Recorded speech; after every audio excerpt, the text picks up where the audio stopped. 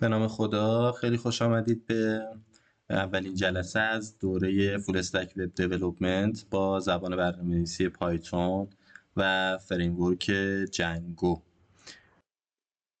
اصل این دوره در واقع همونطور که توی اینتروداکشن هم خدمتتون توضیح دادم این هست که ما در نهایت بتونیم 0 تا 100 توسعه و انتشار یک محصول رو با هم مرور بکنیم، یک محصولی که بناست تحت وب منتشر بشه.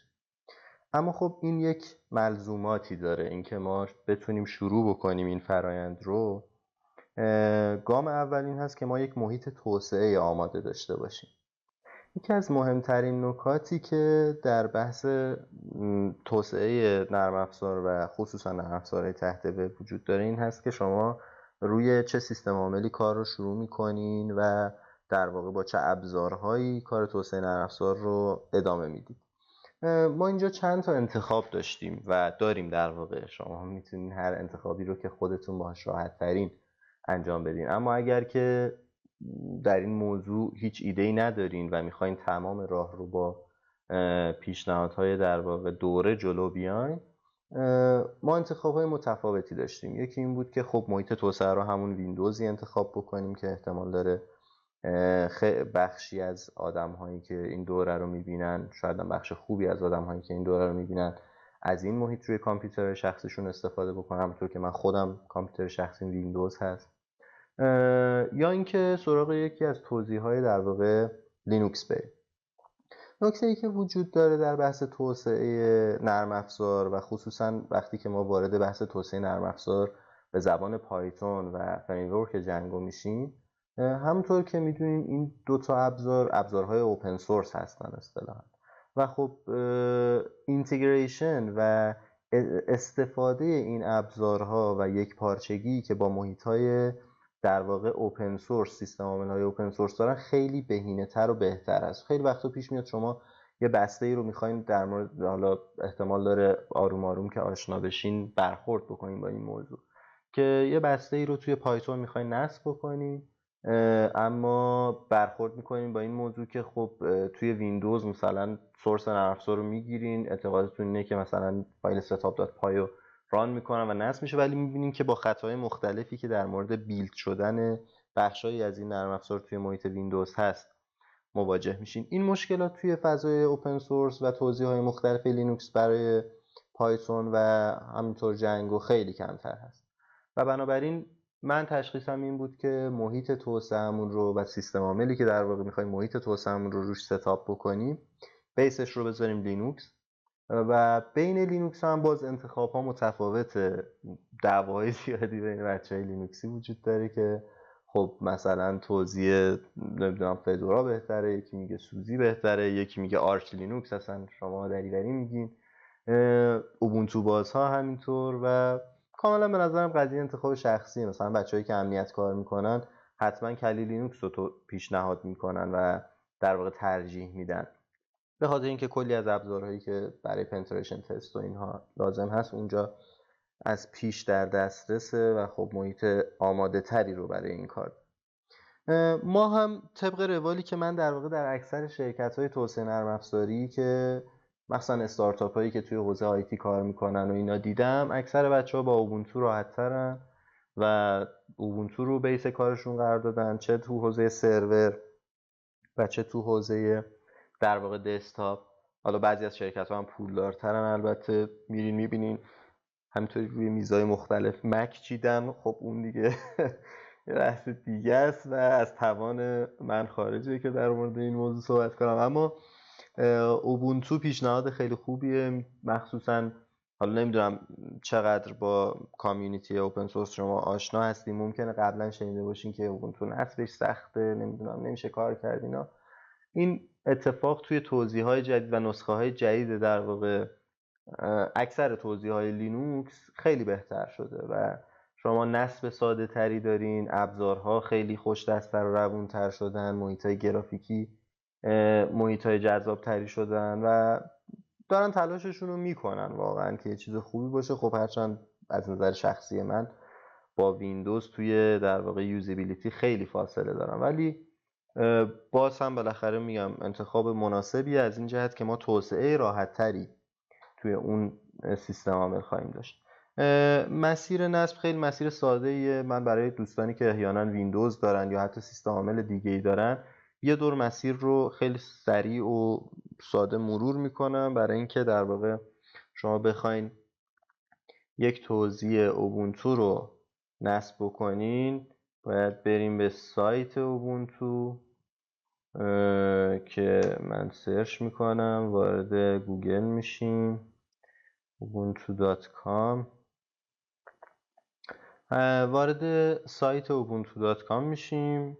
حالا میتونید سایتش هم ببینین اگر ندیدین، سایت بامزه‌ایه، امکانات مختلفی داره، در واقع نسخه های مختلفی رو برای فانکشنالیتی های مختلف ارائه کرده.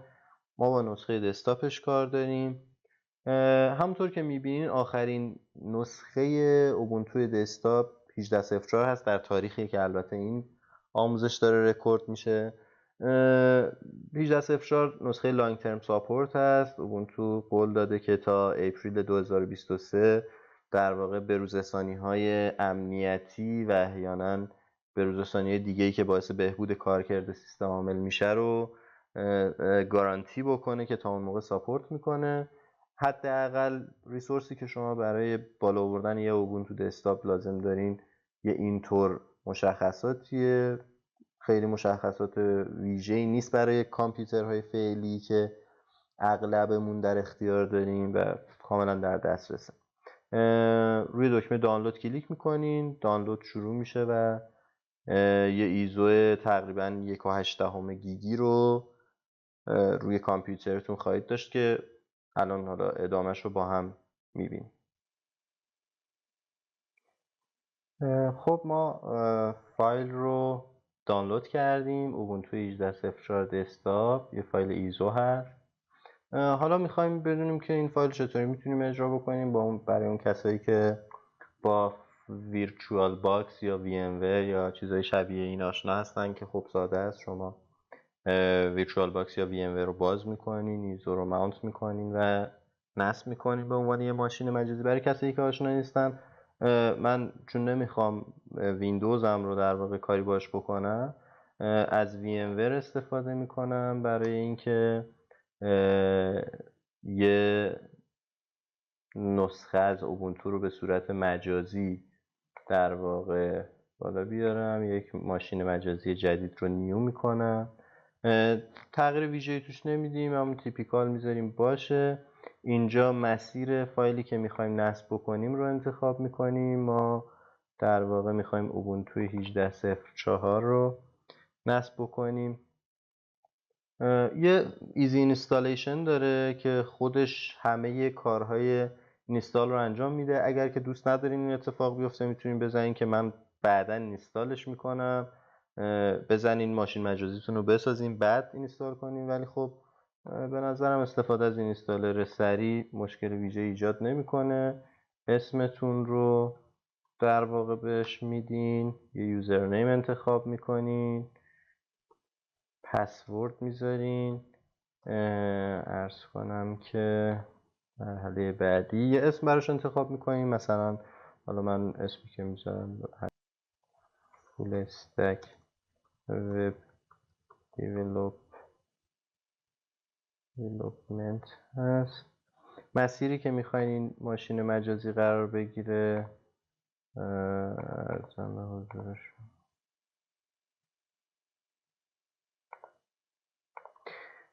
یه مسیر براش انتخاب میکنین که خب همین میتونه یه دایرکتوری جدید باشه.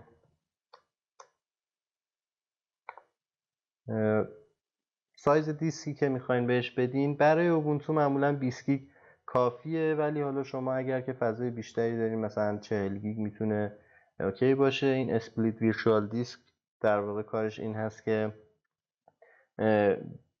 دیسک رو میشکنه و باعث میشه که یهو این حجم از دیسک شما گرفته نشه. به مرور زمان شما هرچی بیشتر توی اون دیتا بریزین این حجم آروم آروم اختصاص داده میشه به این ماشین مجازی. هاردور رو میتونین همینجا کاستوم بکنین. مثلا 1 گیگ رم کمیه برای اینکه ما بخوایم یه محیط توسعه وب روش در واقع بیاریم بالا. من مثلا 5 گیگ رم بهش میدم. سی پی یو هم باز یه دونه پروسسور کمه، حتما من 2 تا پروسسور با 2 تا کور بهش میدم که در مجموع 4 کور داشته باشه. دیگه چیز دیگه ای لازم نداره. نتورک هم میذاریم روی نت که اینترنت دسترسی داشته باشیم اونجا. این تیک ویرچوالایز اینتل ویتی هم بزنین از این بابت که سی پی های نسل جدید امکاناتی رو برای هاردور ویرچوالایزیشن در اختیار ابزارهای ویرچوالایزیشن قرار میدن، پرفورمنس رو بهبود میده و چیزهای شبیه این. تیکش رو بزنین، اتفاق خوبی.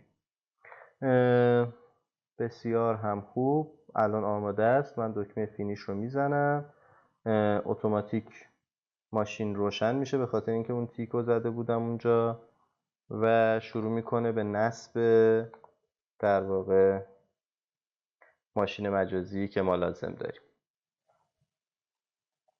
فرآیند کاملا خودکاره. ممکنه بعضی جا ازتون سوال بپرسه، من دقیقا حضور ذهن ندارم ولی فکر نمی کنم تا ته نصب رو خودش میره و بعد از اینکه نصب رو سیستم عامل میاد بالا و ما کار رو ادامه میدیم.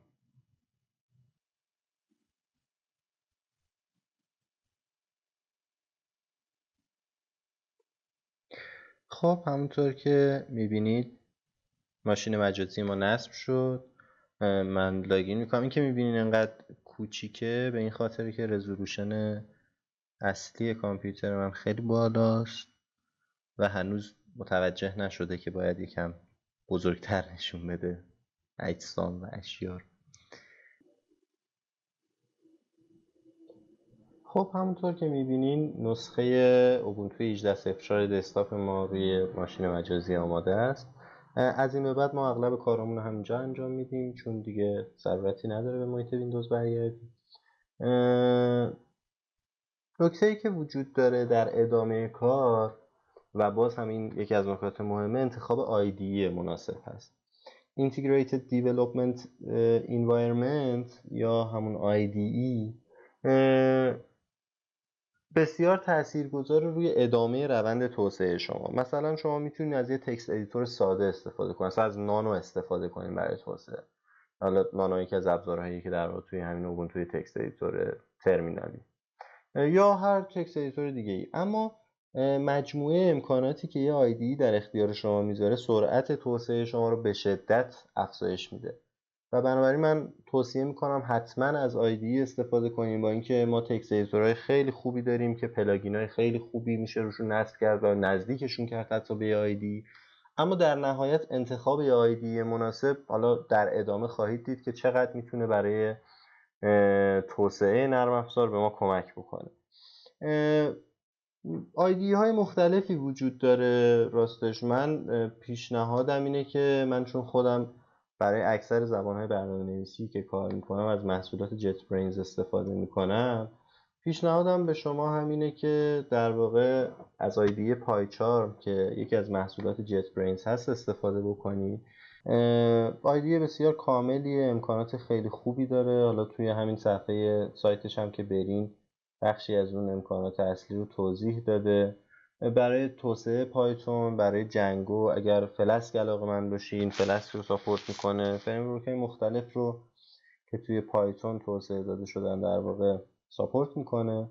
2 تا نسخه داره، نسخه کامیونیتی که نسخه رایگانشه و فری هست میتونین دانلود بکنین، یا نسخه پروفشنالش. مسئله ای که هست اینه که بالا دانشجوها بیشتر این قضیه براشون مهمه. قبلا از محصولات پایچارم رو با کارت دانشجوی ایرانی هم شما میتونستین لایسنس رایگان 1 ساله بگیرین برای محصولات پروفشنالش، ولی متاسفانه دیگه اخیرا این لایسنس هم حذف کرده، به ایرانیا نمیده. پیشنهاد من اینه که چاره‌ای نیست دیگه، نمیتونین بخرین نمیتونین کاری بکنین. اگر با نسخه کامیونیتی راحت هستین از نسخه کامیونیتی استفاده بکنین، اگر نه از سایت های دانلود میتونین نسخه کرک شده رو دانلود بکنین. من واقعا خودم خیلی تلاش میکنم که چیزی رو کرک نکنم اما نمیدن دیگه، کارش نمیشه کرد. ما پیمنت دلاری هم متاسفانه نمیتونیم داشته باشیم و قضیه پیچیده است. خلاصه اگر که راحت بودین از هر کدوم از سایت دانلود میتونین بزنین آخرین نسخه پایچارم رو دانلود بکنین و نصب بکنین روی همین اوبونتو و ادامه مسیر رو با هم داشته باشیم. منم حالا دانلود میکنم و ادامه میدیم کار. خیلی خوب. بعد از اینکه ما پایچارم رو نصب کردیم و حالا کرکش کردیم یا هر چیزی، در اولین ورود به محیط پایچار شما 3 تا انتخاب داریم. یکی اینکه یه پروژه جدید ایجاد بکنیم، یکی اینکه اگر پروژه قدیمی دارین میتونین بازش بکنین و در حالت سوم هم میتونین از یکی از مخازن کد ریپوزیتوری که در جای مختلف ممکنه شما داشته باشین پروژهتون رو ایمپورت بکنین، گیت، مرکوریال یا سابورژن یا CVS یا هر جای دیگه. در واقع این اینتگریشنی هست که با سورس کنترل ها وجود داره. حالا در مورد این شاید بعداً یکم توضیح بدم چون لازمه به نظرم این بحث سورس کنترل هم آشنا باهاش باشیم. امکان این وجود داره که همینجا یه سری کانفیگوریشن رو شما انجام بدین و حالا چیزهای مختلف. من یه پروژه جدید ایجاد میکنم. همونطور که میبینین تایپ های مختلفی از پروژه رو پایچارم ساپورت میکنه. پیور پایتون میتونین کد بزنین، جنگو، فلاسک، گوگل اپ انجین و چیزهای مختلف، مثلا شما بوت استرپ یا ریاکت یا ریاکت نیتیو، چیزهای مختلفی که در واقع ممکنه که پیش بیاد که لازم داشته باشین و میتونین در واقع از پایچارم کمک بگیرین. حالا من اینجا فقط یه پروژه پیور پایتون رو استارت میکنم و در واقع تست میکنیم که ببینیم چه محیطی رو بهمون نشون میده.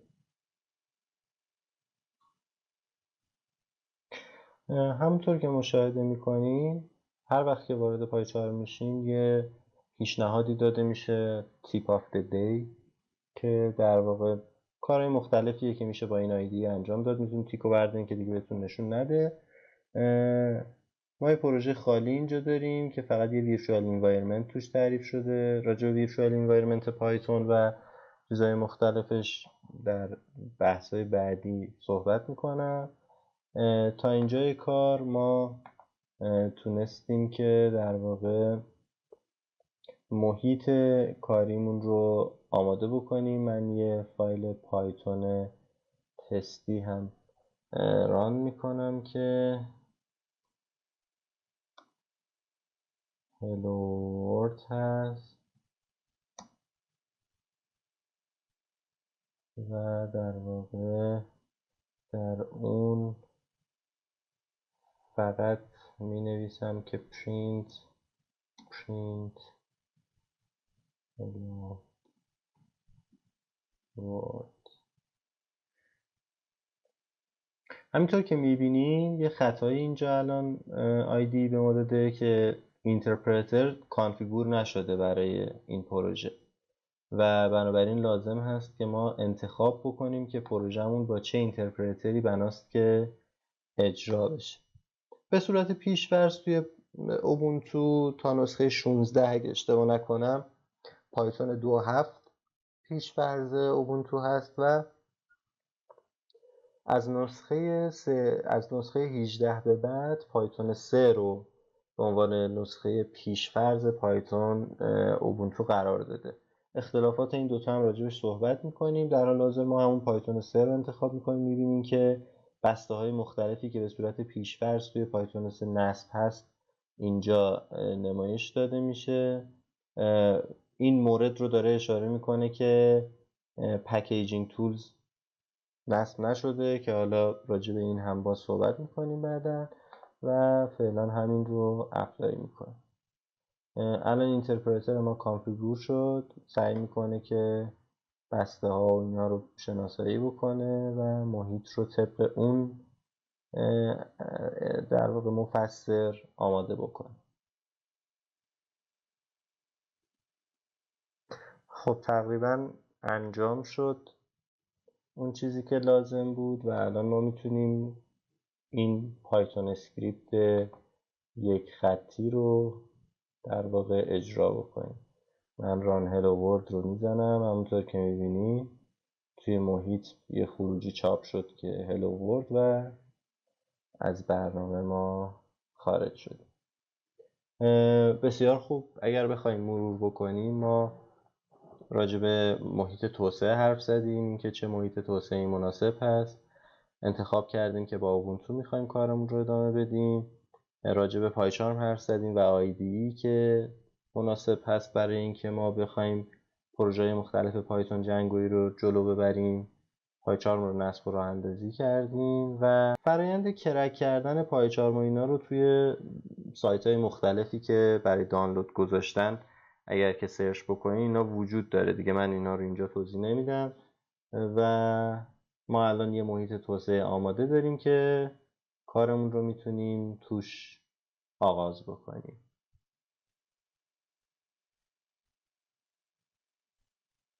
ممنون که با این درس همراه بودید. انشالله توی درس‌های بعدی وارد بحث توسعه میشیم، یه مروری روی خود پایتون خواهیم داشت و ابزارهای مختلفی که میتونیم توی پایتون استفاده بکنیم و همینطور جلو خواهیم رفت. متشکرم.